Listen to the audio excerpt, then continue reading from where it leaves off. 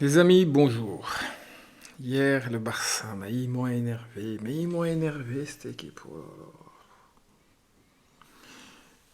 Je crois que si tu dois vraiment avoir un bon ennemi, hein, c'est bien le Barça, quoi. C'est l'ennemi parfait, quoi. C'est le gars qui te fait croire que, ouais, ça y est, je te laisse gagner. Et puis tout d'un coup, paf! Psych! Tu vois, j'ai déconné, quoi. Ah non, hier, ils m'ont foutu les nerfs. Ils m'ont foutu les nerfs. Franchement, tu les regardais jouer en première mi-temps et courir partout. Il faisait courir le Celta, d'accord, il faisait courir le Celta partout. Des tiki-taka, bah, une passe par-ci, une passe par-là, tic, tac, pac, pac. Je me suis dit, aujourd'hui, je crois avec le Celta. Le Celta, après quelques années qui galère pour battre le Barça, je me dis aujourd'hui, je la sens bien. 40 minutes de match, un tir cadré le Barça. Un tir cadré. Je me suis dit, c'est merveilleux. J'ai dit, c'est merveilleux. Un bon petit 3 points dans leur gueule. Bah, jusque-là, je vous avoue que j'y croyais pas trop. J'y croyais pas trop. Quand j'ai vu le Barça, comment il galérait, quand j'ai vu Lewandowski, comment il galérait, ben ce mec, je sais pas, mais à mon avis, il est de plus en plus près du déclin. Ah ouais, là, c'est parce qu'il a mis 2 goals. Ok, il a mis 2 goals, donc du coup, les gens ils disent, ouais, toi, il a été élu l'homme de match, hein, là, là. Mais quand tu regardes son match dans l'ensemble, tu vois bien que Lewandowski galère, quoi. Est-ce que c'est la fin de son déclin? Enfin, moi, j'espère, hein. Et sinon, c'est extraordinaire. Torres. Et mais ce mec, tu sais comment je l'appelle, moi? C'est l'artiste de la disparition. Ce gars, il est génial. Moi, je l'adore. Il y a un match, il est là. Et puis, il y a un autre match. Tu te demandes même s'il est sur le terrain, quoi, le mec. Ferran Torres. Ce gars, je sais pas, il a un problème de régularité. C'est incroyable. Il fait 2 bons matchs et au troisième, il disparaît complètement. Oui, c'est génial. Ce mec est génial. Qui est à premier mi-temps, t'es 2-0. 2-0. Je me suis dit, mais là, le Barça est cuit. Là, le Barça est cuit. Là, c'est génial. Le Celta, si franchement, ils avaient la science de la dernière passe, le Barça aurait pris au moins 2, 3 ou 4-0. Ils ont fait des contre-attaques fulgurantes. Ils arrivaient devant la défense et qu'est-ce qu'ils faisaient à la fin? Mauvaise passe. Mauvais choix. J'ai dit, je lâche plus, c'est pas possible. Celta, ne me faites pas ça. Xavi galérait. Xavi savait plus quoi faire. Il savait plus quoi faire, Xavi. À la mi-temps, il a bien réagi. Franchement, il a bien réagi. Maintenant, ils ont gagné.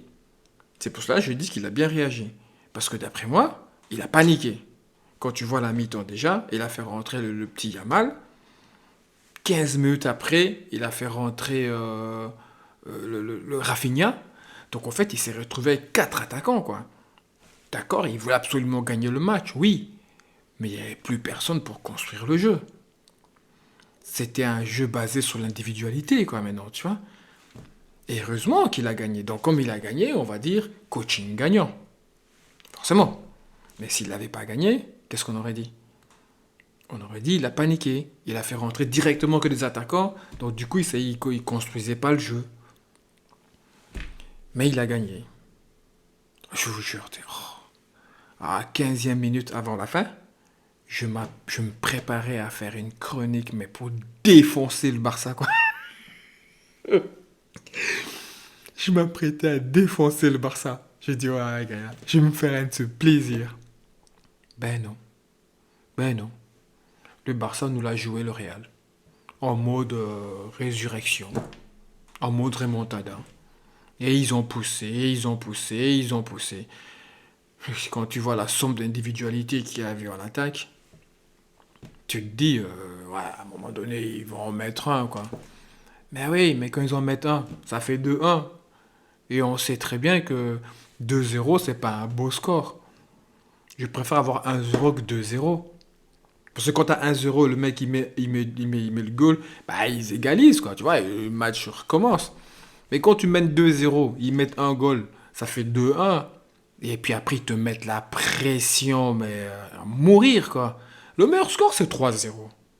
Ça, c'est le meilleur score. Parce que là, ils mettent un goal, puis ils ont encore deux goals à rattraper. C'est un peu plus difficile. Mais quand tu as 2-0, ils te mettent un, et puis ça fait 2-1.